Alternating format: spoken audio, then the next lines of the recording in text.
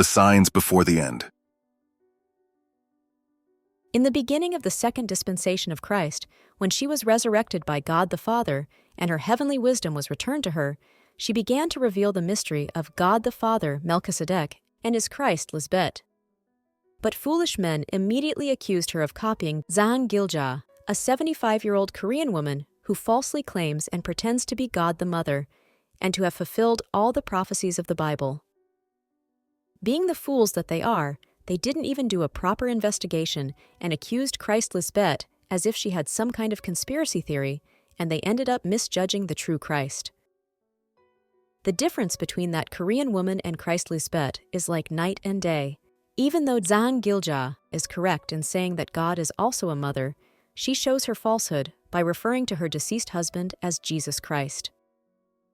He was another false Christ who came and died, like all mortal men die. Lisbet, the true Christ who is present today, is the living one, because by being resurrected by God the Father as she was, she now has the wisdom of God's heaven, and that is why death no longer has dominion over her. The true Christ is not a man, nor the Son of God, as this Korean lady falsely claims. Christ is the wife of God the Father. That Korean woman is a fraud. Absolutely nothing in her life is the fulfillment of the things written about the true Christ, who is God the Mother.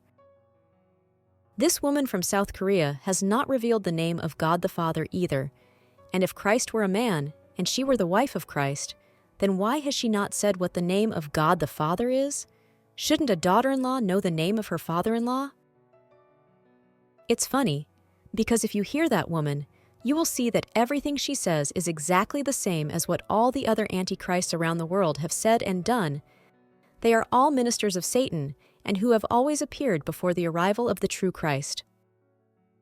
For centuries, not only have men appeared claiming to be Christ or God, but there have also been women who have done the same. The conclusion is that all men and women who have ever claimed to be the Christ or God on earth have been a fraud, and as time has shown, they do not have the wisdom of God the Father, Melchizedek. The only thing they have shown to have is the worldly and earthly knowledge of their father, the devil, who deceives them and leads them to destroy themselves, and to also destroy those who listen to their foolish lies and deceptions. Therefore, when Christ assures that many false prophets will come in her name, she is referring to anyone who disguises themselves as an angel of light, pretending to be the true Christ, or God the Father, or God the Mother, without being able to reveal the great and almighty name of God the Father, and without demonstrating with evidence the power that exists only in his name and in the name of his Christ. These fraudulent people eventually die, and all that remains is their fictitious and deceptive legacy.